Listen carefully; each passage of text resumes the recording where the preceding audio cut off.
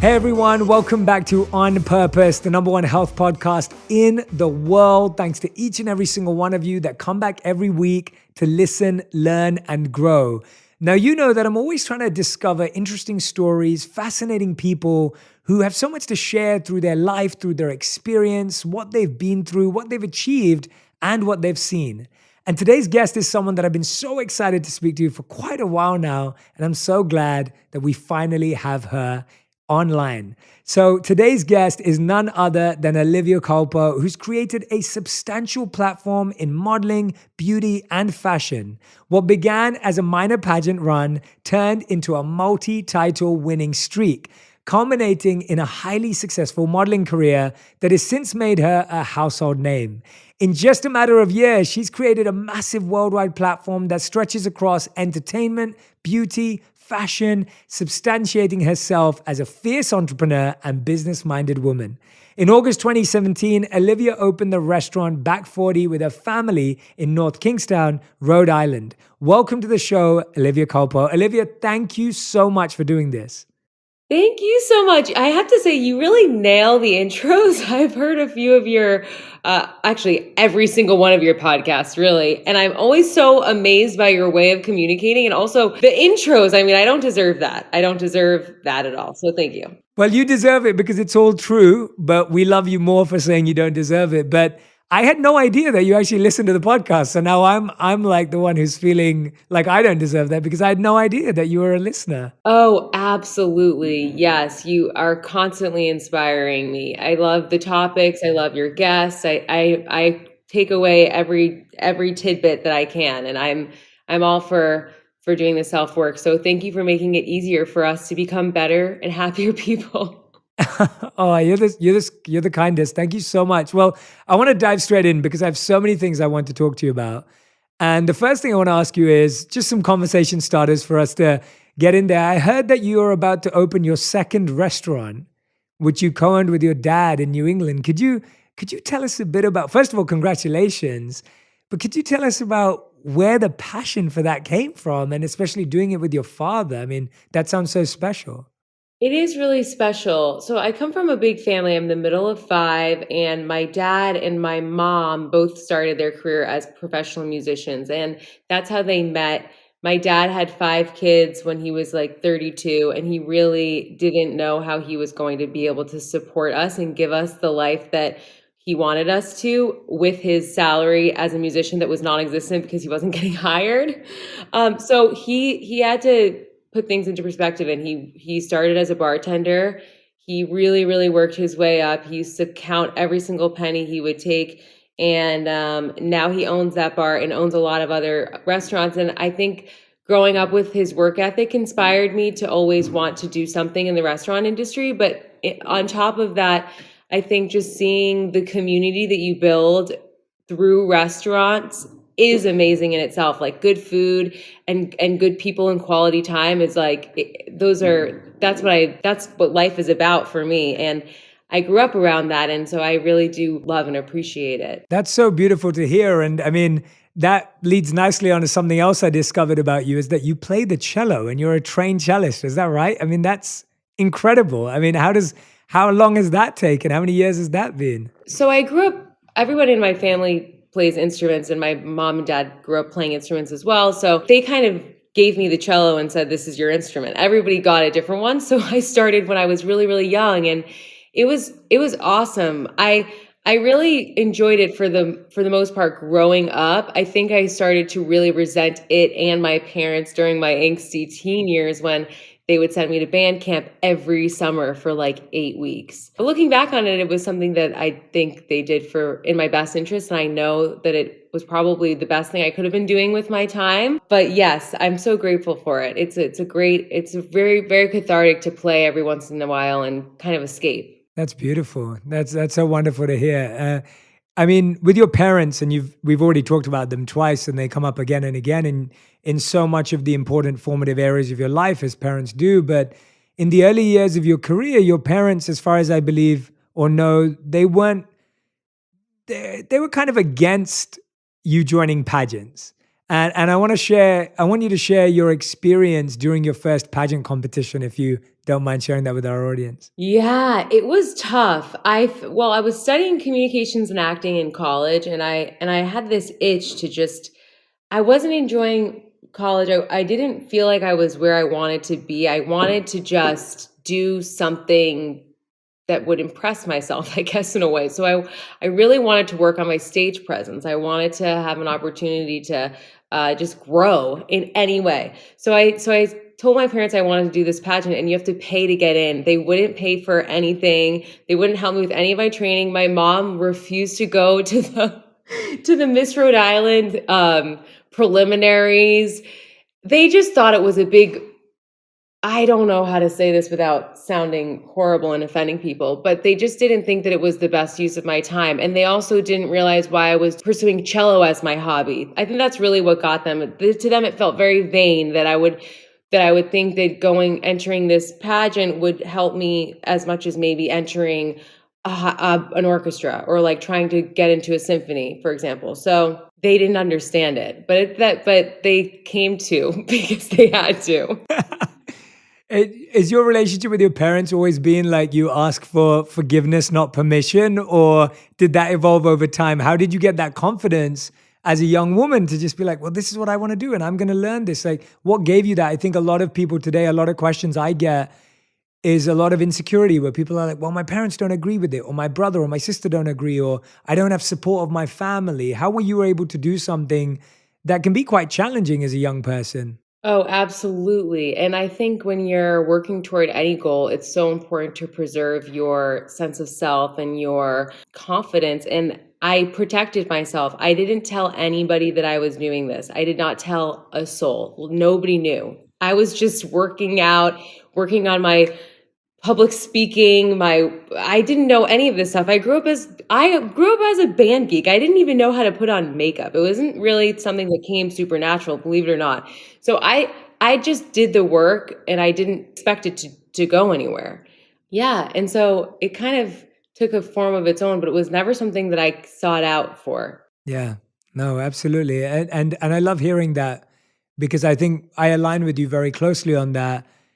That when you're trying to do something that is different, chances are it's better to be quiet about it, because if you tell everyone, there's probably going to be so many opinions and ideas and expectations that then you kind of get yourself out of it because you get so scared.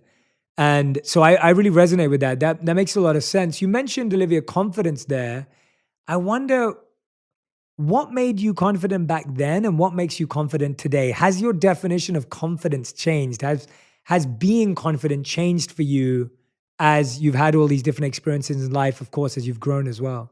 Well, I think everything comes down to just really working on your relationship with self. And I think that being confident is very hard. I think that you really have to work at it. And that can mean different things to different people. For me, I get my confidence, and I had my confidence back then as well from journaling and quiet moments with myself where I really feel like I'm tapping into source energy or God or whatever, or the universe, whatever you want to call it. But I think that we don't really, I personally believe we don't really get through life alone, and you have to try to connect to whatever you think is out there that brought you here. But that's not what everybody agrees. But for me, I really find my peace and my understanding of where I'm supposed to be from those quiet moments with myself where I'm meditating, praying, doing affirmations, giving thanks even.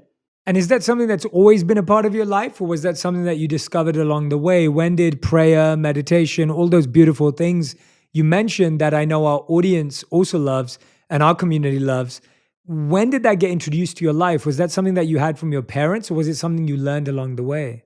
My mom is very Catholic, so I grew up and I went to an all girls Catholic school. So I think I always believed in the power of prayer. But I started transcendental meditation when I was 18, and that was around the time that I all of a sudden my ambitions felt possible, and I wanted to get out of Rhode Island. I wanted to get out of school. I wanted to do something bigger than I ever thought I could. And to me, that did manifest into this pageant, which looking back on it, I'm like, I don't know. I wonder how I got there. I still don't really completely understand. But for me, yeah, it really is something that transcendental meditation helped me a lot and continues to help me a lot. I felt very grounded and centered in decisions, and it was a very formative experience. Learning TM was a very formative experience for me. And I'm fascinated, who introduced you to TM? Like, where did that come in to be in your life? Of course, TM has been around for many, many years. It's an incredible practice. So just how did you even interact with it? How did you come across it from your background in your childhood, which was obviously different? It was different. My older sister, who is still the girl that paves the way in our family, she started meditating. And at the time, my mom was having trouble with her blood pressure. So my sister offered for her to go to the same place that she went. And my mom's blood pressure went down more than it had ever, lower than it had ever been. And then we all felt very centered and we would meditate together. It was a really lovely time. And the habit is obviously, it's a hard thing to keep up with, but I'm so grateful to have the tools. And I would encourage anybody listening to just look into whatever form of quieting your mind you want. It doesn't have to be TM. It was just the one that I was lucky enough to have my sister introduce me to. Yeah, no, beautiful. And do you have a space? I know I recently saw the feature that you had in Architectural Digest. I was wondering, is there a space in your home that you like to pray, that you like to meditate, that you like to do affirmations? Or are you one of these people that can do it anywhere and everywhere? I really try to do it anywhere and everywhere, but yeah, I really, really try. I think that's part of mastering it, that sounds so intimidating and horrible. I don't want anybody to think that it's anything that you can't do in a specific spot, but I think the idea is having the opportunity to escape wherever you are. Having that understanding is such an escape in itself, because you can be in a very stressful situation, just be like, hey, I need to go to the bathroom, and you can take 3 minutes and just center yourself.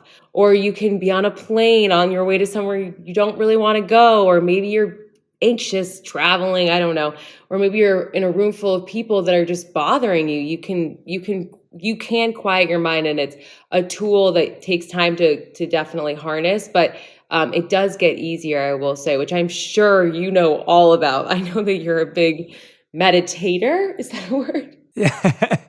No, definitely. But no, it's, you know what I find is just, I love sharing notes with fellow meditators and people who have found their own way to something or to an idea or to a practice, because I feel like we learn so much by hearing how different people are applying it. And I couldn't agree with you more. I think meditation and mindfulness and all these practices are tools, like you rightly said, that we need to use when we need them. You know, when we're stressed out, when we're going through pressure, it can't just be something that we do in one space in our home. I wonder, Olivia, with what we were speaking about earlier with confidence, and I think you explained it really well, what would you say is one of the biggest insecurities that you have overcome or that you're working through? Because I think people may often look at someone like you and be like, oh, she's perfect. Her life's perfect. Like, she doesn't have insecurity. She doesn't have, but as we all know, as natural humans, each and every single one of us has those. What's something that you think you've had an insecurity about that you've worked through or broken through or are trying to work through? Trying to work through is definitely my scenario. You never arrive. We're all on a journey, right? So there are so many things that I'm so insecure about. I think that I feel a lot of pressure with the term influencer, which I'm referred to quite often. And I feel as I have overcome that. For some people, influencer can have a bad connotation. For me, it's actually empowering, but it's also a lot of pressure. And I think my insecurity could also come from me thinking, okay, I have to be a certain way. I have to do a certain thing, or else people are going to think that I'm not taking responsibilities as seriously as I can. And then there's the other side of me that's like, wait, why does everybody hate influencers? I don't know, because a lot of people do have a bad taste in their mouth about that term. So yeah, that can be really challenging. And there, that's something that I do work through, and I have found ways to work through. I mean, just gratitude, being so grateful for every opportunity I have. And I think I've always been the kind of person that if there's a door, I walk through it, and I see what happens from there. And I really do take my opportunities seriously, and I'm very grateful for them. But it can be challenging when there are things that people say about you that might not necessarily be true, or you have a hard time understanding and remembering who you are because people are telling you that you're a certain way. I feel like that's a different insecurity, but I think that's more just having a public life. People will say things about me all the time, and they'll say, even to the extent they'll say I've dated people that I haven't even dated. And it can be challenging because you have to have the self-awareness to understand that that doesn't necessarily matter, and what people write about you doesn't have to define you. And it's also something that everybody who decides to have a public life has to go through. So to me, these are things that I work through. I don't want to get into the specifics of what people write, but Yeah, no, I wanted to hear from you what you're experiencing, because I think from the outside in, it always looks like everyone who has a platform has it all together. And as we all know, and as you beautifully explained there, that there are so many things that are uncomfortable and difficult and challenging. And some of it is self-created, and some of it is just coming from people who've never met you, or people who've never known you, or people who don't understand you.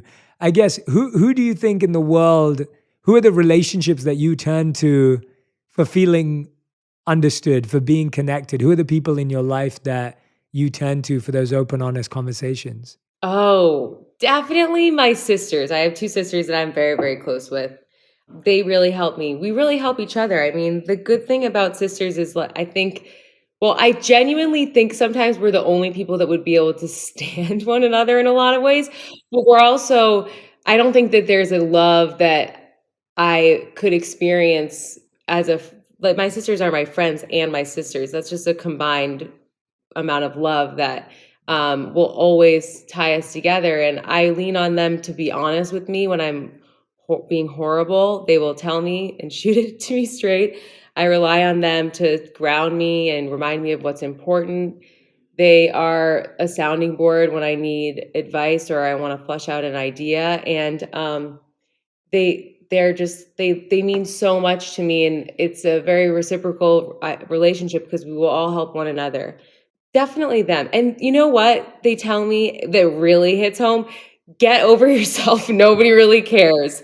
And that helps me. That helps me a lot, honestly, because it is true. At the end of the day, we're all here in life. There's a journey, and we're so blessed to be on it. And yeah, I really try not to sweat the small stuff. That's why it kind of took me a minute to think of, like, what's really ruining my day today. I try not to think about those things because I can't believe how blessed my life is. And I really try to lean into that. And I love hearing that, because we all need to be reminded to not buy into our own hype, whether it's positive or negative. And it's always wonderful to have family and people that you trust and love that can say that to you. But tell me about some of those rituals. How do you get into that mind space? I mean, what you just said is so powerful. Like, you're like, I don't even let that, I try and avoid having that thought come into my mind. What are some of your daily rituals and practices? Could you walk us through those that have really become important for you? They don't have to be things that everyone has to do or everyone will love, but what are those things that are important to you? Well, I personally think affirmations can be really, really, really transformative. One that I say a lot is, I am safe and secure within myself.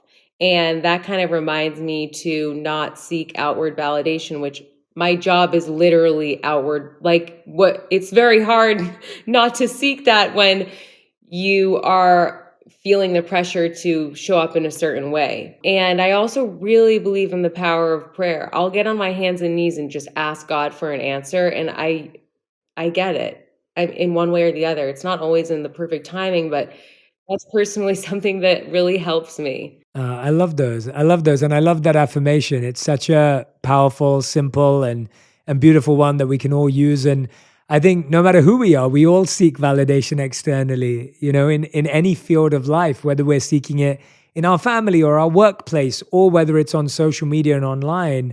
We're constantly looking for safety and security from outside of ourselves. But we all know that we can only really find it inside of ourselves. And that, that's where truly lies. You've talked really openly, Olivia, about your journey with endometriosis, and you speak very openly about this, and the endo finder. I was wondering whether you could share with us about the diagnosis process, the treatment journey, tips or advice you have for young people who may not be aware fully of what it is. Absolutely. Well, endometriosis is basically when the uterine lining, every month a woman sheds her uterine lining. Endometriosis is when the uterine lining grows outside of the uterus. So it could really be anywhere. It could be in your appendix, kidneys, liver, diaphragm. They've seen it everywhere. So it can be very, very painful. The real kicker about endo is that you can't diagnose it through an ultrasound. It's a very hard thing to diagnose. So a lot of women find themselves in excruciating pain for their whole lives.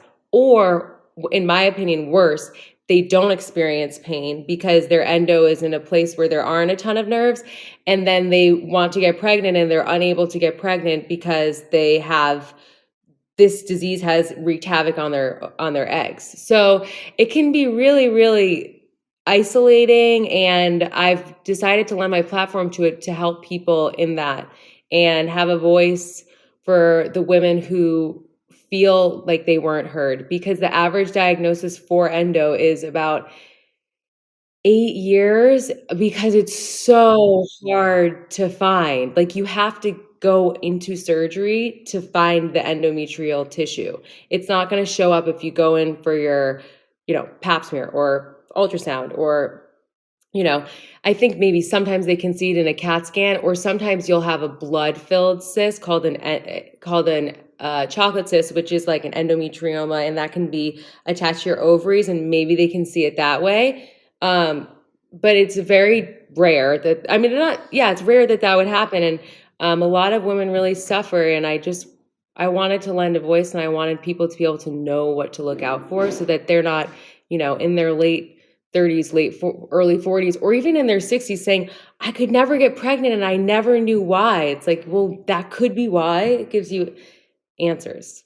Yeah, wow. Thank you so much for sharing that, by the way, and using your platform for that too, because the more and more I learn about things like this, where there are just so many challenges that so many people are going through that you don't even know exist, right? Or you may know they exist, but you don't really know someone who's gone through it, and you never know someone in your family is going through it right now. They just haven't been able to tell you or be honest with you and share with you what they're struggling with, or a friend in your life as well who's going through it. You seem like a very open person. You have wonderful relationships with family where you can be vulnerable with them. What has been a quality that you look for in people that you surround yourself with? Is there something that you look for as an energy, as a person, as a quality in the people that you keep close in your life? Ooh, I would have to say the first word that comes to mind is honesty. I think that part of coming from such a big family that is very close, we've always been very honest with each other, to the point where I think sometimes it's almost jarring for people around us because they just can't believe how bold we are with the things we say to one another. But I was raised in that way. We really don't hold back. So I appreciate when others are honest to me. I'm always kind of blindsided when somebody said that they had a problem about something 3 months ago. I'm like, what, 3 months ago over dinner? Like, in my family, we would just talk over each other, get it all out, and then move on. So I really value honesty. I mean, obviously in relationships too, you don't want any deceit. That's on that's on a whole other level and kind of goes without saying. But I really admire people who are able to have an honest conversation and shoot it to you straight, because that's something that helps both people. Yeah. And how do you feel receiving honesty as well? Because I often feel like a lot of people like honesty, and we say, I love honesty. And I think I know what you're going to say, which from the way you've shared it, but how have you prepared yourself to receive more honestly as well? Because I think a lot of us can say, hey, I really want people to be honest with me. But then when people are honest with us and it doesn't kind of align with what we want, it can actually be really uncomfortable. How have you prepared yourself to be someone who can accept and receive feedback that's transparent, honest, and open? I know. Well, I think first you have to pay attention to what is triggered. So, are you feeling guilt? Are you feeling defensive? Are you feeling shame? And then work backwards from there. Um, I personally feel like um, it takes a moment with yourself to really think about how is this making me feel and why is it making me feel this way and why even is that person feeling that way. I think thinking of things in terms of another person's point of view is the most helpful way you can have empathy and understanding and get better and also strengthen your relationship. So I think the key is not taking things too personally. This is a journey and it is called life, and we're all going to mess up. Everyone's going to mess up. Everyone's going to react instead of think when they're triggered. And I think just giving yourself grace, giving the other person grace, and apologizing when you have done something wrong is something that we have to offer one another. Absolutely. What a beautiful description. What have been some, Olivia, I'm intrigued by, you've played so many roles in your different careers that you've taken on, different parts. Can you remember like a pivotal moment, whether it was a lesson, a mentor, even a failure that kind of crafted who you are today? When you think about that and looking at how your career has played out, are there any specific moments that you think back to and think, that's where I learned something really powerful that has helped me shift how I think and how I work?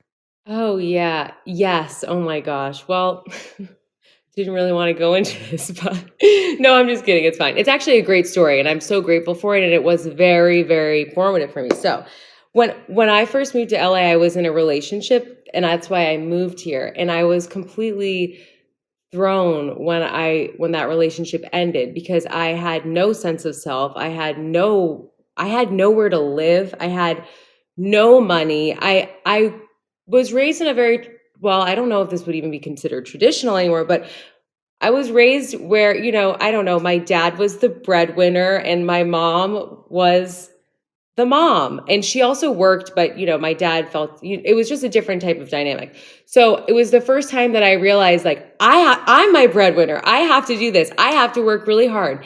I have to maintain a level of excellence so that I can support myself. And it was the most challenging moment in my career, but it was also the most rewarding because I had to make ends meet. I didn't have a choice. I otherwise would have had to move back to Rhode Island and, I don't know, work in my dad's restaurants probably, which that wouldn't have been the worst thing in the world. It's obviously not terrible to do that either. I actually love going into the restaurants, but I just felt like for the first time, I was really able to make myself proud, and I was able to see the hard work actually come in a way that I was able to surprise myself. And I know that that doesn't mean everything, and obviously it's not really my place to say that I couldn't have been happy doing something else, but I think that going through that kind of gave me the confidence to realize, okay, I can do this. And it also taught me a lot about having to be self-sufficient and the importance of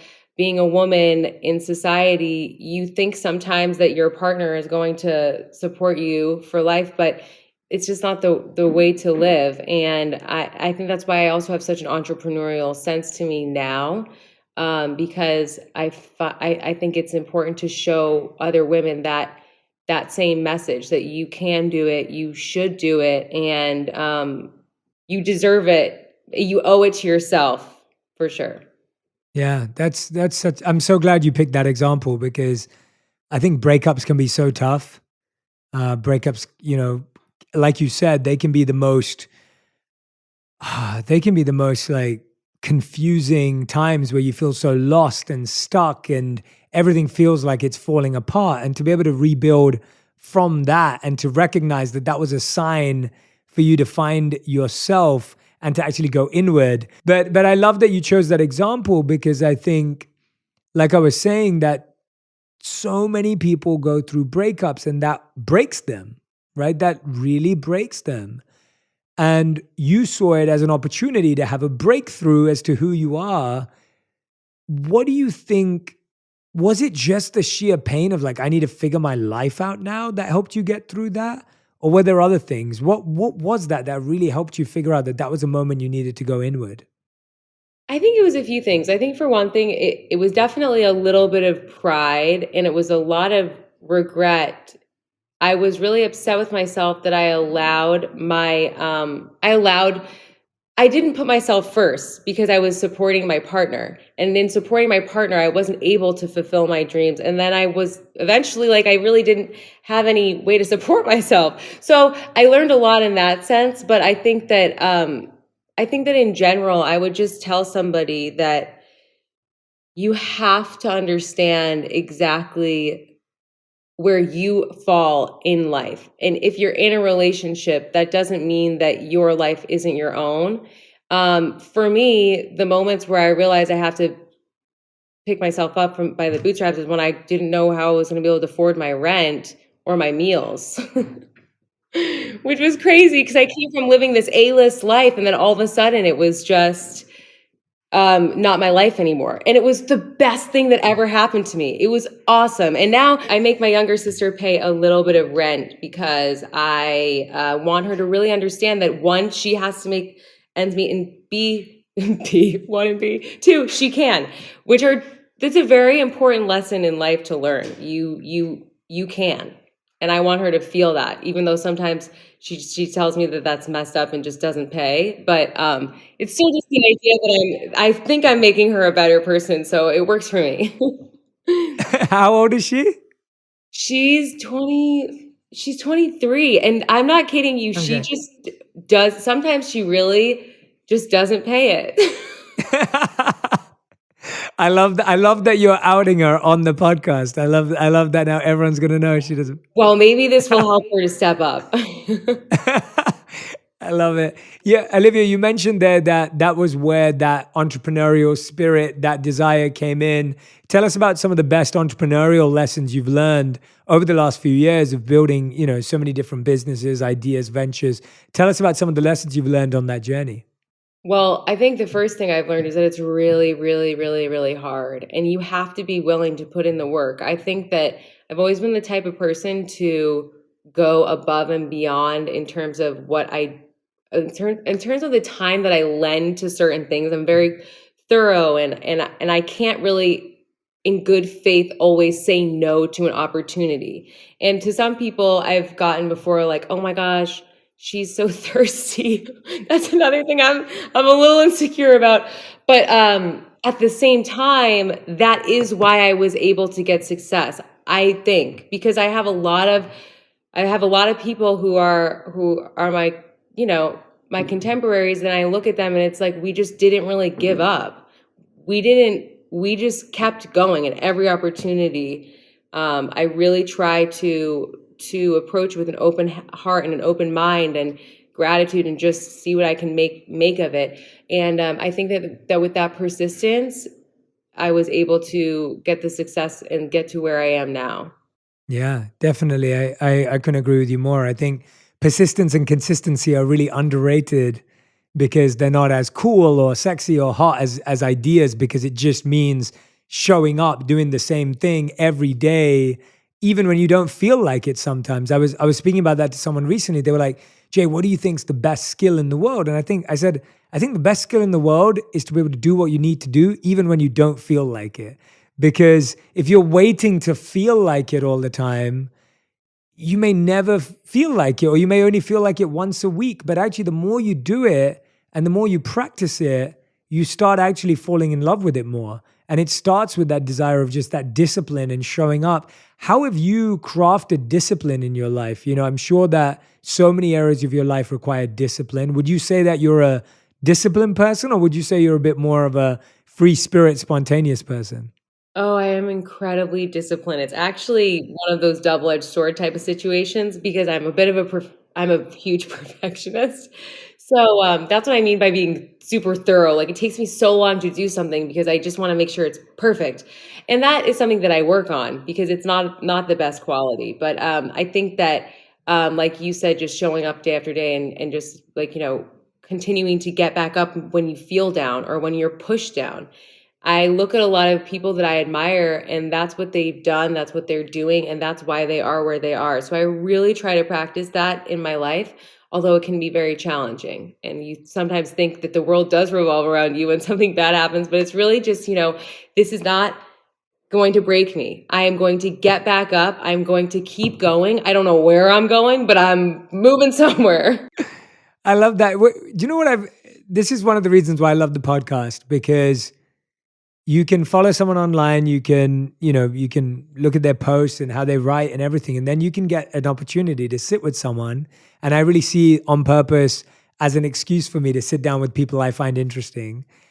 And I'm speaking to you today, and I'm just like, wow, Olivia's just such a free-spirited, spontaneous, fun-loving individual. Like, you just like, I love how you like answering a question and then you switch direction, then you crack up at yourself, and then it will go somewhere else. And I'm like, it's just so real and so special. And I love that, because I think we're all looking for that. We all want to be that energetic self. Like, how have you always been this way when you're being interviewed or you're having a conversation, or has this come with time where now I just feel such a, and when I say confidence, I don't mean in an arrogant way. I genuinely feel like you carry yourself in this way, which is just really disarming, and like there's no barriers on either side. Oh, well, thank you. I think that, well, let me tell you, my code name or my nickname within my family is Olivia.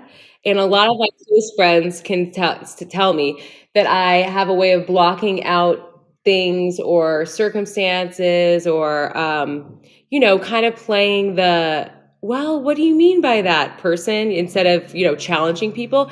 And I think that that goes hand in hand with my kind of carefree spirit, because I really, really don't take myself too seriously. And for some people in my life, that can be very frustrating, but it is definitely a coping mechanism of sorts. I just feel like, I feel like life is more fun and more, natural to me when I do have that more free-spirited attitude. And it's something that I'm born with this, I think. I've always kind of been that way. Do I work at it? Yes, by constantly reminding myself, well, not constantly, but I just, nobody, good news and bad news, nobody really cares. I just don't take myself that seriously. And I think that doing something in the public eye, it can be crippling when you're constantly thinking about the way that you're going to be perceived, or the way that somebody's going to make you feel because the way that they feel about what you did.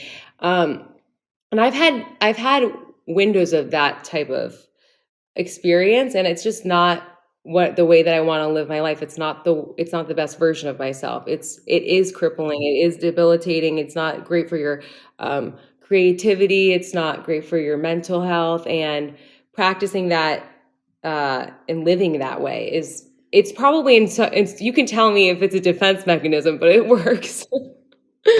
I actually think it comes across wonderfully. I don't think it's a defense mechanism. I from what I'm experiencing through this interview is I'm just appreciating seeing someone who's just really comfortable in who they are.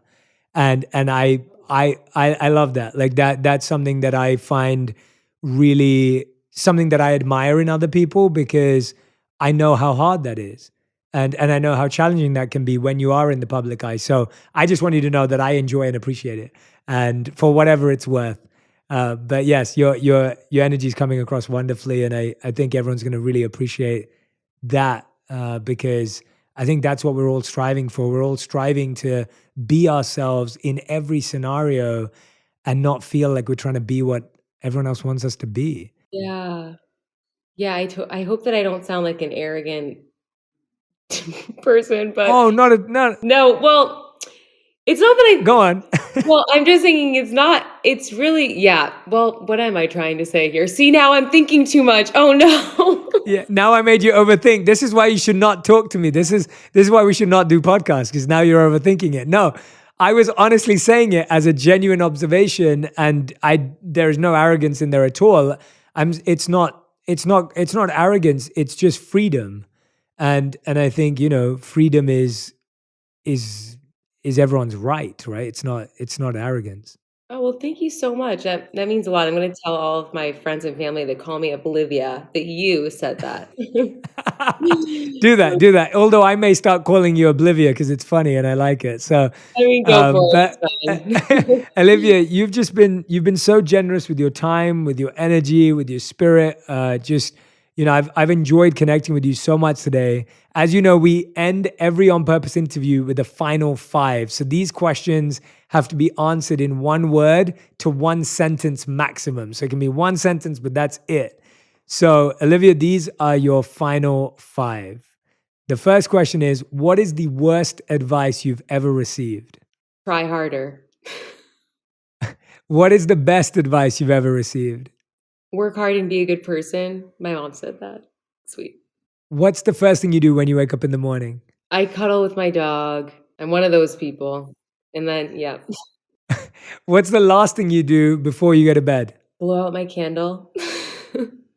Can't forget that. And the fifth and final question, if you could make one law that everyone in the world had to follow, what would it be? Well, I think that smiling, okay, this is a one sentence thing. Everybody has to smile for at least an hour of their day. No, I just think if people smile more, they'd have better attitudes, they'd be happier, they'd make better decisions, we'd have a better life, and therefore every other law that was ever forced or not forced, but voted upon would be a positive change for the world because smiling is proven to make you happier. Absolutely. That is a great law. We have never had that. So that's why I love that answer. And I think you're spot on. I've smiled a lot during this interview. I think smiling is one of the most underrated things in the world. I know what you mean. You're not asking us to smile for an hour and hold it consistently. You're just saying No. overall, overall throughout Throughout your day, the day. smile more. Have you ever been in a really bad mood and then you are told to smile and it just completely lifts you from that moment? Yeah. Absolutely. Absolutely. So I think maybe it would just raise all of our energy collectively as a species. Yeah. I love that answer. Olivia, is there anything I haven't asked you that you want to share? Something that's on your heart or your mind that you really want to share with our community today? I just want to say thank you so much for having me and for the platform that you have and use to make us better people, because I really do believe that.